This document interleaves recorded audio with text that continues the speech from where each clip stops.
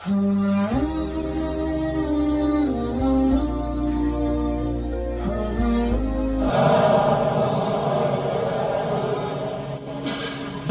Rabbil Alamin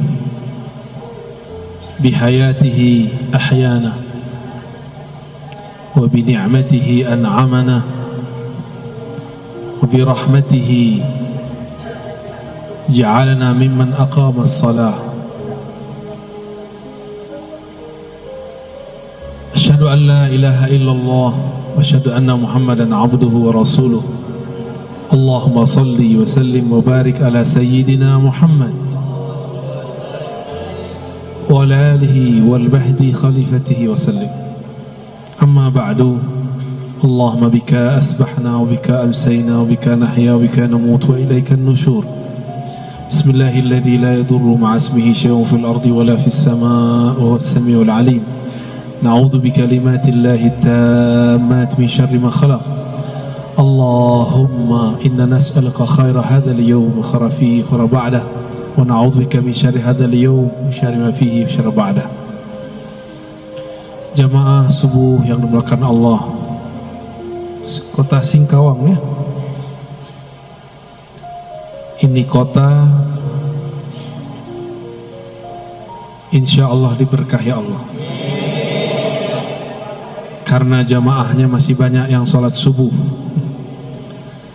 Walaupun beda suku, beda agama banyak di sini, tapi pembeda kita dengan selain kita cuma satu. Beda kita bukan kopiah, bukan serban, bukan baju. Perbedaannya kita bangun lebih awal dari dia. Kita bangun lebih awal daripada dia. Dan inilah satu-satunya agama di alam semesta yang mengajarkan bangun bahkan sebelum orang seharusnya bangun. Bahkan surat kedua yang diturunkan, wahai orang berselimut, ya ayyuhal muzzammil qumil laila illa qalila. Bangunlah malam hari meskipun sedikit. Kalau oleh kata dokter kurang tidur kurang sehat badan, tapi kalau ahli rohani, jika mengurangi tidur dengan cara yang tepat, latihan yang tepat, lalu mengisinya dengan nama-nama Allah, ma'rifatullah, maka justru rohaninya tambah kuat, badannya memiliki kekuatan berlipat-lipat ya, kalau sudah terlatih dengan cara yang baik ya. Kalau enggak, nanti malam tadi tahajud, siang nanti ngomong saya capek. Kenapa? Malam tadi tahajud jam 2. Enggak pakai caranya, ada tekniknya. Segala sesuatu ada ilmunya. Jangan beramal dengan nafsu. Beramal itu justru untuk mengendalikan nafsu. Bapak Ibu yang bukan Allah, semoga majlis subuh ini betul-betul diberkahi oleh Allah Subhanahu wa ta'ala. Mau bahas tentang apa? Akidah, fikih, tasawuf. Torikoh, mau torikoh yang mana? Torikoh akhir zaman ya. Suatu kali saya datang ke suatu tempat. Dalam tanya jawab ada yang bertanya. Apa pertanyaannya? Apakah kita dapat cinta Allah dengan berzikir, dapat cinta Rasulullah dengan bersolawat? Saya lihat yang bertanya masih kecil, tapi pertanyaannya seperti orang yang sudah sedewasa. Mungkin dia dapat keberkahan sang wali yang ada dulu mengajar di pesantren itu. Dan juga mungkin ini pertanyaan seperti Jibril bertanya kepada Nabi Muhammad untuk mengajari siapa yang hadir. Atau mungkin yang lain. Wallahu a'lam bis-shawab. Yang pasti pertanyaannya, apakah dengan zikir kita jadi cinta Allah?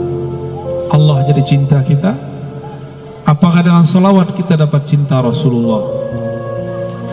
Lalu dengan izin Allah dan nikmat Allah saya menjawab, cinta Allah dulu baru berzikir, cinta Rasulullah dulu baru bersalawat. Dari mana dalilnya? Dalilnya dari Quran, surat Muhammad sallallahu alaihi wasallam ayat 19. Fa'lam annahu la ilaha illallah. Fa'lam dulu. Al-Imam Al-Bukhari menerjemahkan kata fa'lam, al-ilmu qabla al-qawli wal-amal. Berilmu dulu, baru katakan dan amalkan. Jangan dibalik. Beramal dulu baru berilmu, itu tidak tepat. Maka fa'lam, pelajari dulu siapa yang engkau sebut, baru sebut namanya. Maka ringanlah menyebut namanya. Mau 1000, 2000, 3000, 5000, 10.000, 70.000, ringan.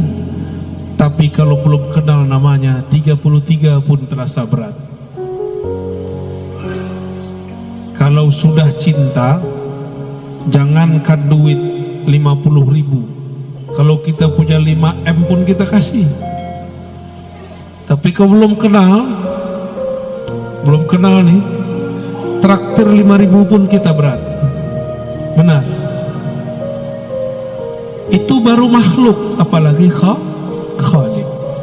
Kalau belum kenal, ada orang telepon kita, bang jemput aku bang, malam hari, kita nggak kenal. Apa kita jawab? Siapa kau? Tapi kalau sudah kenal suaranya, ada Pak Adinda, maka kita jemput dia kalau kita sudah kenal. Karena kenal pasti cinta. Udah cinta baru berkata-kata dan beramal. Itulah makna daripada surat Muhammad ayat 19. Sayyidina Abu Bakar As-Siddiq setiap kali menyebut nama Allah, badannya langsung bergetar. Dia tidak sanggup mengeraskan suaranya. Maka dikenallah Sayyidina Abu Bakar As-Siddiq, zikirnya lembut. Dalam bahasa Arab, az-zikr al-khafi atau sirri, zikir yang yang lembut. Karena dia kenal siapa yang dia sebut. Tapi Abu Bakar ditanya, apa yang disebut ma'rifat, mengenal Allah? Jawaban beliau, ketika engkau mengaku, semakin mengenalnya, semakin engkau mengaku bahwa pengetahuanmu tidak ada apa-apanya. Ini baru faham tauhid, pembagian sekian, baru faham sifat 20, sudah merasa alim. Belum, itu belum. Bahkan satu huruf pun itu ada nama, ada makna di dalamnya. Kita baca al-lafaz Allah, alif di situ sudah ada maknanya. Jika tidak ada maknanya, kenapa Allah mengatakan alif lam mim? Karena satu alif ada makna. Itulah perbedaan kitab suci ini dengan kitab suci yang lain. Kitab suci Al-Quran, jika diterjemahkan, terjemahannya bukan Quran, namanya terjemahan. Al-Qurannya bukan itu, karena terjemahan dari makhluk, sedang Quran bukan dari makhluk. Maka tidak sah sholat pakai terjemahan. Allahu Akbar, dengan nama Allah yang Maha Pengasih lagi Maha Penyayang. Segala puji milik Allah Rabbul Alamin, pencipta alam semesta. Nggak sah, sholatnya langsung batil. Ya, itu sholatnya langsung batil. Al-Quran turun dari sananya sudah bahasa Arab, maka dapat dipastikan gak usah pakai hadis palsu. Bahasa langit, bahasa Luh Mahfuz, bahasa surga, bahasa para malaikat, itu bahasa Arab yang murni. Cukup ini. Bahkan Allah pun berkalam-kalam dengan hambanya dengan bahasa Arab. Dalilnya apa? Allah turunkan di arasnya surat Al-Fatihah. Jadi salah satu oleh-oleh Nabi ketika beliau diangkat Mi'raj, Allah langsung turunkan surah Al-Fatihah. Dialog Nabi dengan Allah. Bismillahirrahmanirrahim, itu pembuka. Sayyidina Nabi SAW membuka lagi, Alhamdulillahi Rabbil Alamin. Allah jawab, Hamidani abdi, hambaku telah memuji-mujiku. Setelah Alhamdulillah apa? Ya, bangun bertidur nih. Ar-Rahmanir Rahim. Apa kata Allah? Asna alayya abdi, hambaku sangat banyak memujiku. Maliki yaumiddin, sama Allah juga jawab begitu. Wali abdi ma sa'al, Allah tambahkan, apa yang dia minta aku pasti kasih. Iyyaka na'budu wa iyyaka nasta'in, sampai akhir Allah mengatakan aku kasih, aku beri. Maka tiadalah orang mendirikan makna Al-Fatihah lalu membacanya dengan lisannya, melainkan Allah Ta'ala kabulkan semua hajatnya kalau baca Fatihahnya benar. Ya, kalau baca Fatihahnya, saya sudah baca Fatihah kok nggak sampai-sampai, berarti Fatihahnya belum dialog dengan Allah Subhanahu wa Ta'ala. Ketika Nabi naik ke arasy Allah, Allah turunkan di situ, maka ada ayat yang belum tertulis sebagai ilmu Al-Quran. Dalam ilmu Al-Quran disebut dengan ma'rifatu makan nuzulil ayat, mengetahui tempat turunnya ayat. Belum ada yang menyebut arsy, samawi, ardi. Yang baru ada laili nahari, turun siang hari, turun malam hari. Makki madani, turun di Mekah, turun di Madinah. Tapi kita tambahkan ilmu Quran di akhir zaman, ya, bahwa Al-Fatihah adalah ayat arsy, ayat yang turun di arasy Allah Subhanahu wa Ta'ala. Itulah yang dibawa. Oleh karena itu solat hanya sah dengan Al-Fatihah. Jangan debat lagi kalau ada imam baca atau tidak, jangan debat lagi. Nabi cukup mengatakan la salata liman lam yaqra' bi Fatihatil Kitab. Hadis Bukhari dan Muslim. Tidak sah salat kamu sampai engkau membaca Al-Fatihah. Mau imam makmum sama, namun adabnya imam dahulu baca baru kita baca. Kenapa? Karena munajat dialog ini tidak bisa diwakilkan kepada imam. Meskipun ahli fikih bilang bahwa kalau imam baca cukup bagi makmum, betul, itu jaminan. Tapi jika dia seorang hamba, dia harus berdialog dengan Rabbnya. Maka saya termasuk orang yang sangat kagum dengan mazhab Imam Muhammad bin Idris Syafi'i. Beliau berdasarkan hadis ini mengatakan, mau imam mau makmum wajib baca Al-Fatihah, karena dialog munajat hamba tidak dapat diwakilkan kepada seorang sahaja. Jadi gak usah debat Pak. Debat itu belakangan, hadisnya tidak ada perdebatan. Yang tidak boleh baca keras-keras di belakang, atau baca aja lebih dahulu dari imam, itu yang tidak boleh. Jadi dialog di arah sana bukan dengan tasyahud yang kita baca at-tahiyatu lillah. Itu hadisnya kurang sahih, bahkan tidak sahih. Yang sahih adalah dialog arsyiyah, ayat arsyiyah, surat Al-Fatihah. Oleh karena itu membaca ayat-ayat yang ada di Al-Fatihah, 7 ayatnya wajib secara mutlak.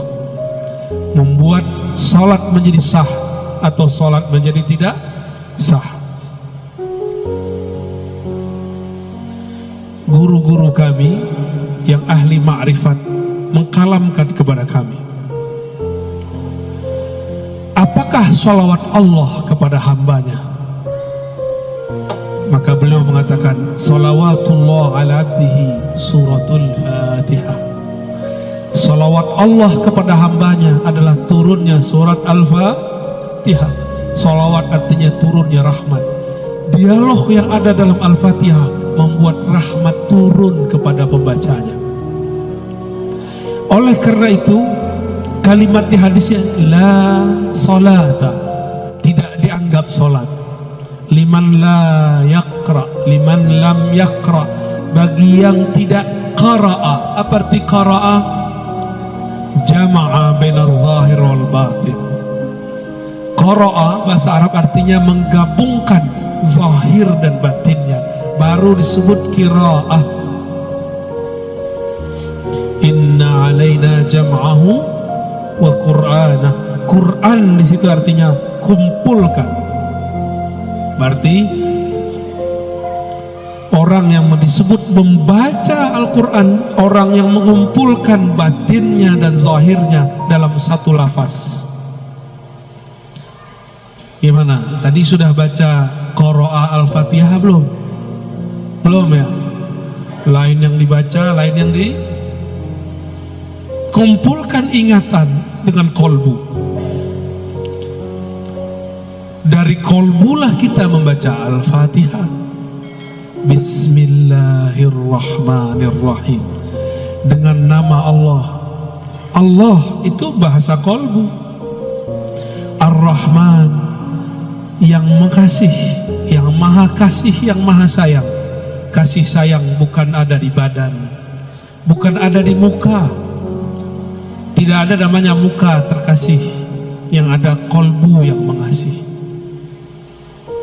Kalau wajah cantik, tapi kalau kolbu di dalamnya ada kasih sayang, maka bismillahirrahmanirrahim turunnya ke dalam kolbu. Jadi kalau baca Al-Fatihah, baca dengan insya Allah salatnya khusyuk ya.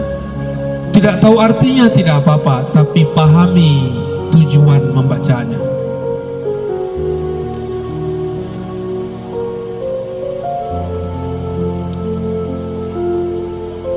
Lalu kembali ke pertanyaan yang tadi. Saya menjawab dengan apa tadi? Sebelum engkau zikir, cintalah kepada Allah. Sebelum engkau solawat, cintalah kepada Rasul. Nah, tadi itu zikir, sekarang Rasul Sallallahu Alaihi Wasallam. Jika benar kita rindu Rasulullah Sallallahu Alaihi Wasallam, pasti disebut namanya mata berlinang. Jika disebut namanya dada kita bergetar. Jika benar cinta kepada baginda Rasul Sallallahu Alaihi Wasallam, karena setiap kekasih pasti rindu kepada kekasihnya.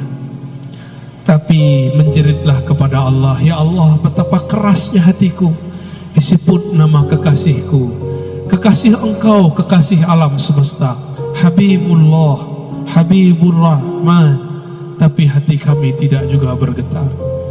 Maka istighfar kita bukan istighfar dari dosa fisik semata. Kita pun istighfar, ya Allah, ternyata hatiku, jiwaku, ruhku tidak kenal kepada Bapak ruhku, baginda Rasul Sallallahu Alaihi Wasallam. Apa yang mesti kita kenali dari Rasulullah Sallallahu Alaihi Wasallam? Beliau mengatakan, Ana Muhammad, aku nama jasadku Muhammad. Ana Ahmad, aku ruhku bernama Ahmad. Ana Aqib, aku tugas kerasulanku, kenabianku Aqib, penutup semua rasul dan nabi. Ana Mahi, aku pembawa syariat risalah, menghapus semua risalah terdahulu. Beliau menyebutkan hanya beberapa sifatnya, beberapa namanya. Maka sebanyak apa kita kenal namanya, sebanyak itulah kita kenal baginda Rasul Sallallahu Alaihi Wasallam. Tapi dari semua nama itu, yang paling inti adalah Muhammad Habibullah, Ahmad Ruhullah. Nabi Muhammad itu Habibullah, ruhnya adalah hembusan dari Allah. Dari hembusan itulah ruh kita ada. Itulah makna ayat, setelah aku ciptakan tubuh, nafakhtu fihi min ruhi, aku tiupkan ke dalam tubuh itu rohku, ruhullah Ahmad. Maka sumber ruh yang ada dalam diri ini bersumber dari ruh Ahmad. Maka kita ini adalah pecahan daripada ruh Ahmad. Kalau ruh ini bersumber dari Ahmad, tubuh ini bersumber dari ibu, maka kita sebut ibu kita ibu karena badan ini keluar dari badannya. Ruh kita keluar dari ruh Ahmad. Maka ulama kita ahli ma'rifat memberi istilah Ahmad Ummul Arwah, Ahmad Ummur Ruh. Ahmad adalah ibunya sekalian ruh. Jadi kalau berselawat katakan Assalamu alayka ya Sayyidana Ahmad, ya Ummar Ruhina, ya Umma Arwahina. Salam atas engkau wahai Sayyidina Ahmad, dari engkaulah ruh kami bersumber, engkaulah induk daripada ruh kami. Assalamu alayka ya Rasulullah, ya Abal Arwah. Salam atas engkau wahai ayahanda ruhaniku, terimalah aku menjadi anakmu. Kita ini anak-anak Rasulullah sallallahu alaihi wasallam. Inilah rahasianya kenapa Rasul sallallahu alaihi wasallam ketika dilempar oleh orang Taif tidak balas dengan doa kualat. Beda dengan Nabi Nuh, beda dengan nabi-nabi terdahulu. Mereka lelah mengatakan, ya Allah hancurkan saja umatku. Tapi lain dengan Rasulullah, beliau memandang semuanya anak-anakku, semuanya anak ruhku. Mungkinkah ayah rohani, ibu rohani mendoakan kehancuran bagi anak-anaknya? Tidak mungkin. Itu mungkin ayah ibu lagi lupa diri. Rasulullah tidak pernah lupa. Jadi bapak ini saya lihat ada beberapa yang suka marah ke anaknya nih. Terlihat dari raut keningnya ya. Semarah-marah kita jangan bilang matilah kau, jangan. Cilakalah kau, jangan. Setan kau, jangan. Kalau lagi marah pak, kutuknya begini, jadi wali Allah kau. Amin ya Rabbal. Jadi ulama lah kau, jadi orang alim lah kau. Kalau kita mengutuk anak dengan begitu, jangan dibodoh-bodohi ya. Karena lewat malaikat doa amin. Nabi SAW menegur seorang yang sedang sakit. Apa kata dia? Malangnya nasibku, beberapa hari ini sakit, cilakalah badanku. Nabi kata, mah, diam,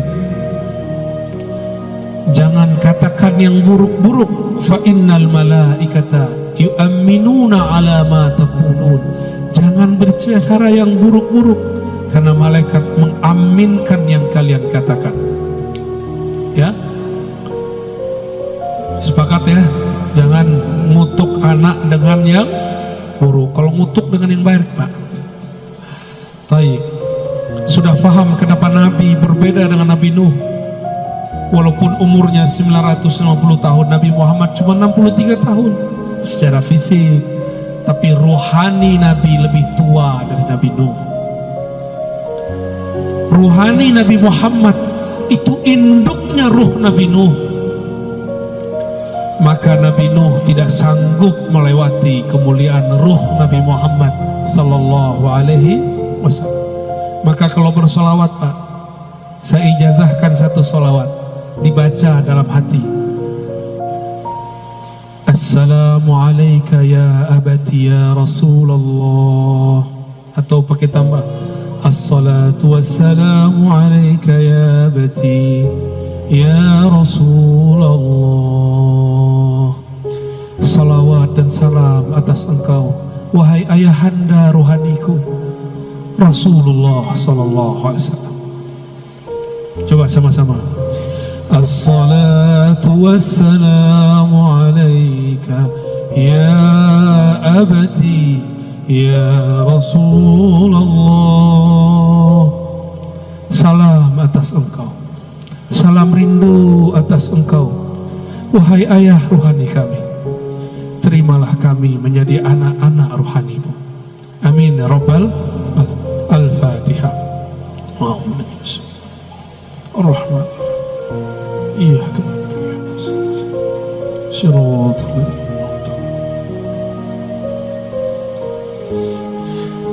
Saya nggak sanggup lagi meneruskan, Pak. Diteruskan nanti hujan di dalam masjid ya. Allahumma salli ala Sayyidina Muhammad. Ya, dipersilakan bagi yang ingin bertanya.